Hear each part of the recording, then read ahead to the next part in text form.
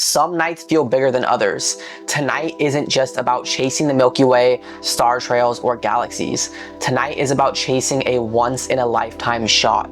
A comet that can only be seen mid-October through early November of 2025 with its peak visibility right now.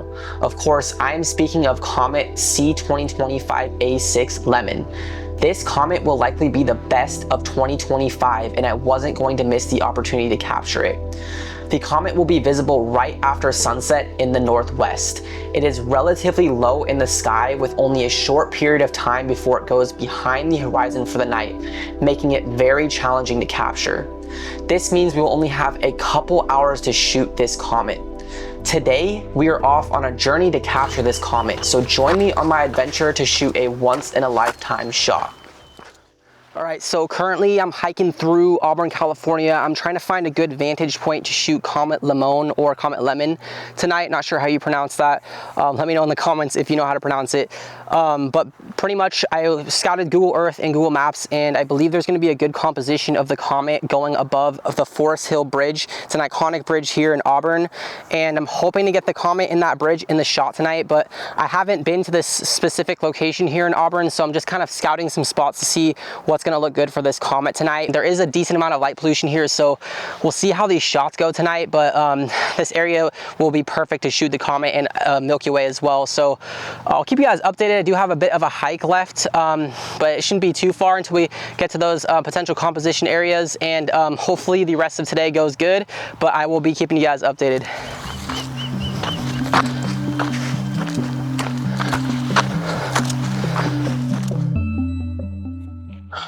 All right, guys, so I just checked Stellarium, and that comet is going to be right above this bridge over on the left-hand side here. So I'm pretty stoked with how this composition is going to look.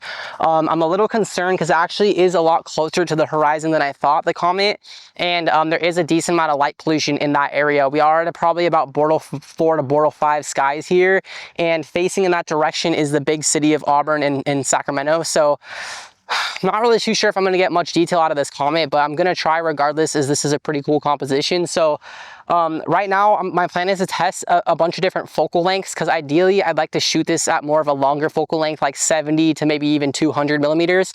But if I were to do that, I don't think I would get this entire bridge in the shot. So I think the longest I'll probably be able to go is maybe like 50 to 70.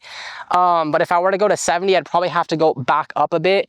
And I'm not sure how far back I can go, because there's a lot of bushes and trees that might get in the way here. So we might have to compromise and do a slightly shorter focal lengths to get the entire composition here. But I'm probably going to play around with some of those shots once that comet is visible, to see what's looking the best. But I'm pretty happy with this composition, guys. I think this is going to look pretty cool. I do have to hike back down to the car, as I didn't bring all of my gear up here. I didn't want to lug the gear around while I was searching for the compositions, because I didn't even know if this is going to be a good spot.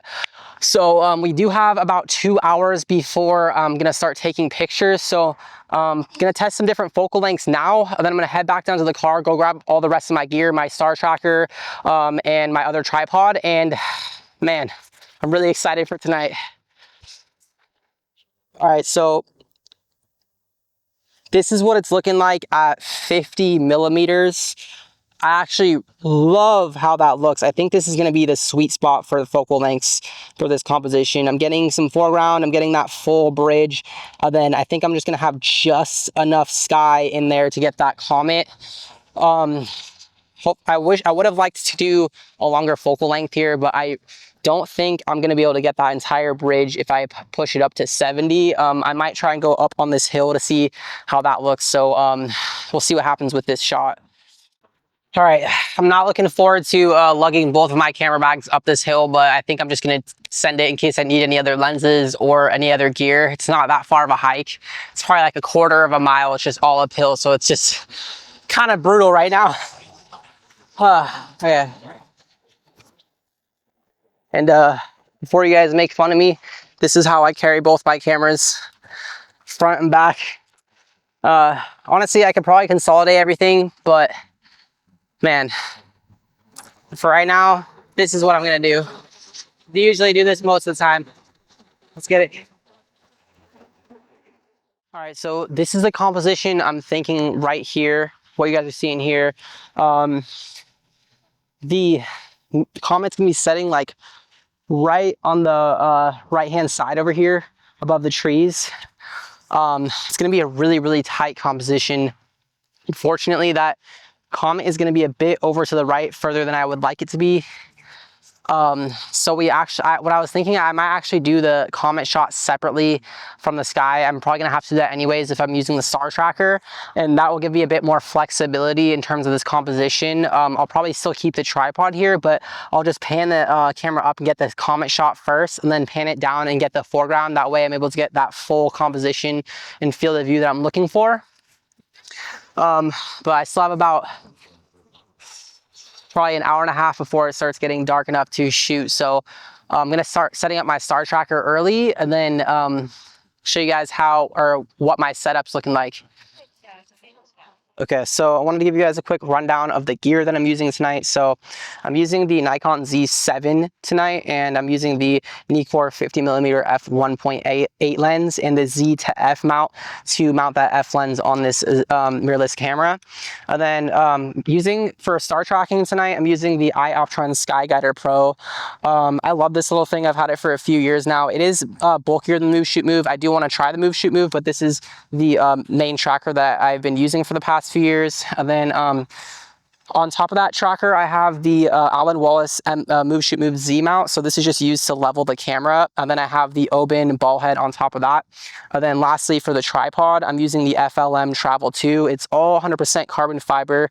So it's super lightweight and it can hold really heavy loads. So this is like my ultimate setup. I love using this setup here. And all I need to do now is just wait till it gets a bit dark so that I can start seeing those stars pop out, as I do use the North Star Polaris to align that star tracker so I can get those long exposures without any trailing. So with that being said, we do have about an hour before that sun fully sets, so I'm just going to take it chill. Maybe I'll grab some sunset shots and wait for it to get a bit darker. Okay, so I wanted to show you guys what the 70 to 200 millimeter focal length looks like with this field of view, and it's going to be a really tight one. Pretty much I can barely get the entire bridge in with just a sliver of the sky. So if I do end up using this, it's going to be a really, really tight composition, and I won't be able to get the sky and the foreground in a single shot. I will have to do a composition blend, but depending on how this comet looks with the 50mm, I might switch over to this f2.8 70 to 200 millimeter Nikkor lens. But I just wanted to show you guys kind of what this focal length looks like.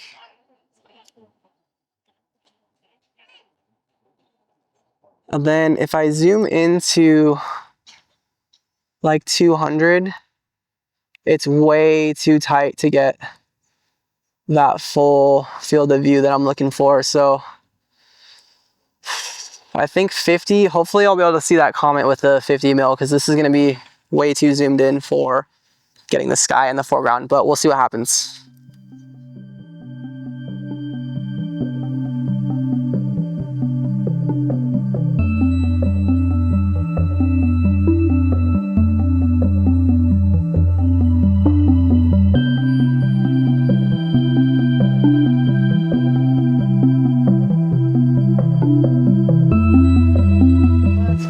Go! I found it! I found it! I found it! Oh my god, bruh, it was not showing up. I finally got the comet in the frame. It literally took me like 45 minutes just to get the comet in the frame of the picture. I was about to give up because I was like, I literally just cannot find it.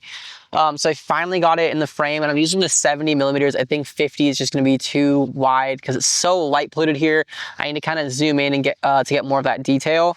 So I'll probably go with 70. I might even go with a longer focal length. We'll see what happens with that. But right now I'm doing 20-second exposures at f4, ISO 400 with the 70 to 200 millimeter lens. It's looking pretty good. I'm just happy I was actually able to get the comet in the picture. Oh, it's so frustrating. It was like I could not find the comet.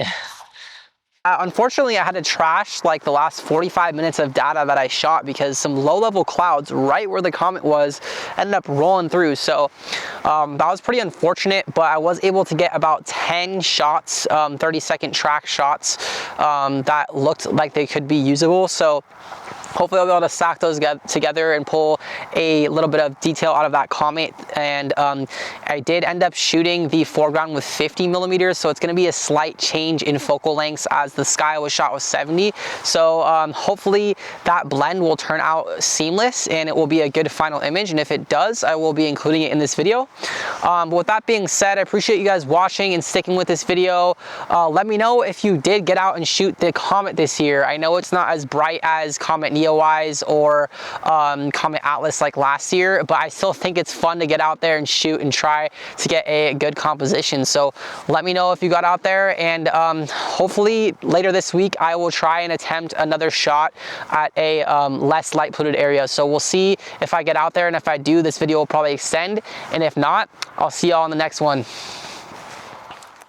Although I really love this composition, this shot did not turn out as good as I had hoped. There was way too much light pollution in the direction of the comet, drowning out the beautiful details of the nucleus and the comet's tail. Because this comet isn't nearly as bright as Comet Atlas or Neowise, to name some previous examples, I need to revisit this shot but in a much darker location away from that light pollution to really capture Comet Lemmon in its full glory. So I decided to head east towards El Dorado National Forest in search of darker skies with less light pollution that would allow me to get the shot that I had envisioned. Alright guys, as you guys can see, came out to shoot the comet again today. It is 2 days later, so it is Sunday now. I did come out to a much darker location. We're here in Ice House Reservoir, and you're seeing the mountains behind me. So unfortunately, the alignment of the comet, as much as I'd love for it to be above the mountains here, with that composition, it's actually going to be in the exact opposite direction. So I'm going to have to basically walk over on the right hand side over here and see if I can get a good open view facing this way. So but I just wanted to give you guys a quick view of what this amazing, beautiful area looks like. So looking forward to shooting here. All right, so currently walking towards the very end of this gravel road to see if I can find an open area to shoot the comet for tonight. Guys, this actually might not be the spot because I realized just behind me here there's some really tall trees that might be blocking the view of the comet. So I'm just gonna keep walking to the end of this road, and then I'm gonna see if the comet is gonna be able to shoot here tonight with those trees. So got my fingers crossed. All right, so this time I'm not gonna use 50 millimeters because when I was out shooting a couple nights ago, I realized that I think 70 to 200 is going to be a better focal length for this shot since the comet is a lot smaller and less bright. So ideally, I'd actually like to go all the way to about 200 millimeters so I can get a nice big comet in that frame. But I'm gonna quickly check to see what 200 millimeters looks like for the foreground in terms of this composition, and I might need to zoom it out a bit, maybe to like 135 to get that optimal composition. So I'm gonna set up that right now. I actually do not like this lens at all, but it's the only long lens I have at the moment. It's the Nikon ED-AF Nikkor 80 to 200 millimeter 1 to 2.8. Sorry, I said 70. It's actually 80 to 200. I don't like this lens because it's very hard to focus, and it's not very sharp around the corners as well. There's a lot of chromatic aberration and distortion and vignetting with this lens, so I tend to have to crop it in a lot to get rid of some of those issues, but I just do not like this lens. I do not have, I've never really had good results with this lens, but I have to work with what I have because this is the only larger focal length lens that I have. And like I said, if I want to get a better detailed comet shot, I'm gonna have to use a longer focal length. So I should be okay. I think some of the images that I showed you guys from a couple of nights ago, you can see some of the issues that this lens has. But I still managed to get some decent shots by stopping up the lens to about f4. So that I don't get as many of those issues. So I'm gonna show you guys what this looks like all the way from 80 all the way up to 200, so you can kind of get an idea of why I'm choosing this focal length here.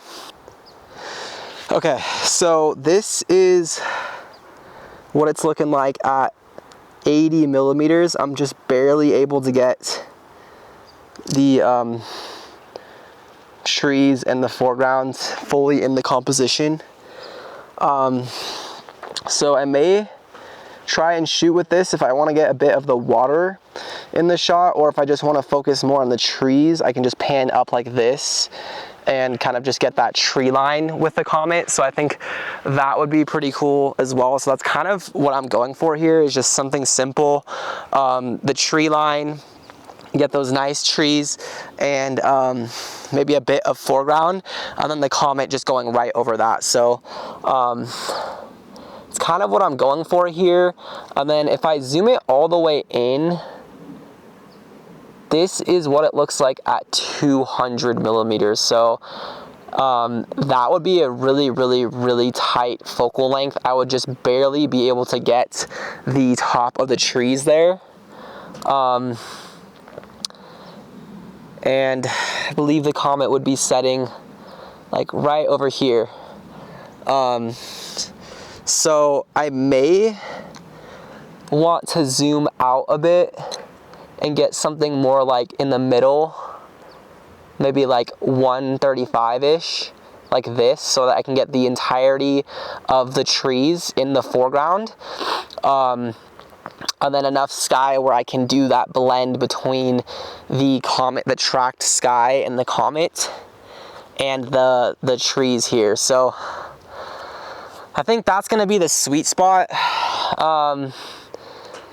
Like right about here. I may just go all the way out to 80 depending on how that's looking. But I did want to zoom in a bit more because as you guys saw, the comet looked really small in that picture with the bridge, and that was at 80 millimeters. So I'd like to make that comet a bit bigger without having to do some severe cropping. Or maybe I should just shoot it at 80 millimeters, and then that way I do have that wiggle room if I just want to crop it in further. That actually might be a great idea, is to shoot it at that larger focal length. Then if I do want to zoom it in, I can just crop it in, but then we're gonna be losing a bit of resolution, so I don't know if necessarily that's the way to go. But once it gets darker, I probably will just do some test shots with various focal lengths and see what that comet is looking like with those various focal lengths. But right now I'm kind of leaning towards somewhere in the middle, so like probably around 100 to 135 millimeters.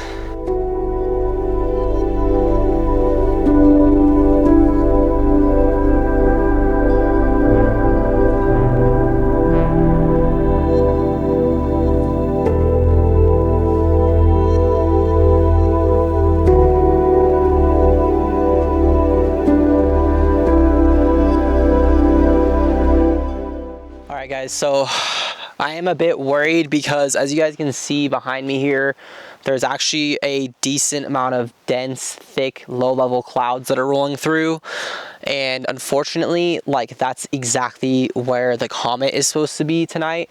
And of course, it's literally exactly where I'm planning on shooting. The entire sky here, like everywhere else except this spot, is like crystal clear. There's not a single cloud in sight.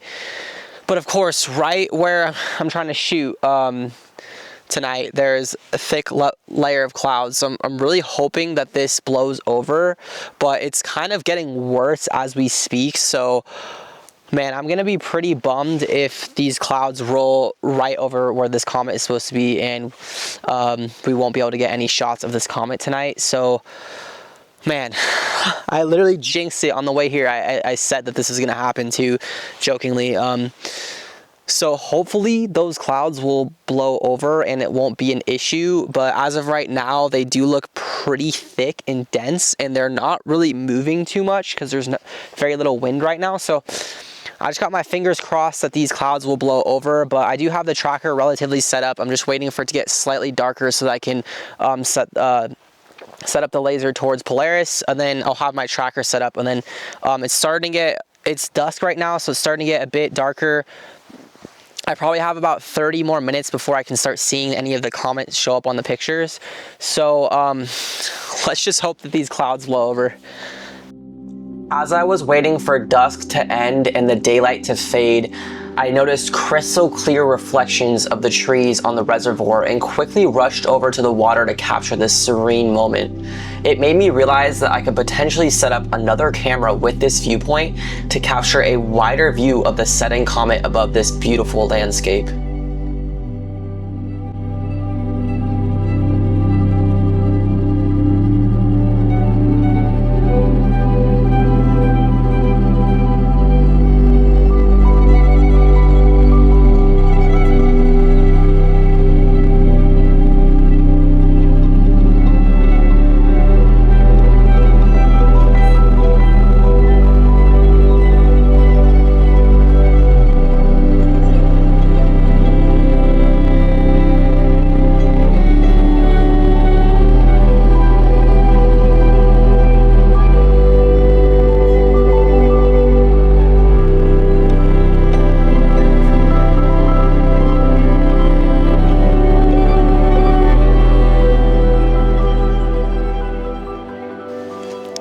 Thanks for tuning in, everyone. That's going to conclude this image session. I hope you guys enjoyed those images. I hope you enjoyed the time lapse. As you guys can see, the difference in the quality of images from at this location tonight and the location in Auburn a couple of nights ago was such a big difference. And so light pollution really does make a drastic difference in the quality of images you can get, especially due to the fact that this comet is not that bright. So you kind of need that extra level of dark skies to pull detail out of that comet. So really happy with how these images came out, but I'm curious to see what you guys think. So give me a comment in the description if you enjoyed this video and you liked my images. Let me know if you got out there and shot Comet Lemmon this year. I know it's not as bright as some of the previous comets, but I definitely think it's worth it if you have the chance. So yeah, let me know if you guys get out there and shoot it. But I appreciate you guys sticking with this video and tuning in as always. So if you enjoyed the video, please do consider giving me a like, a subscribe, and a comment. That helps grow my channel. And I do have a lot more vlogs and videos coming out very soon. So stay tuned, and I will be seeing y'all in the next one.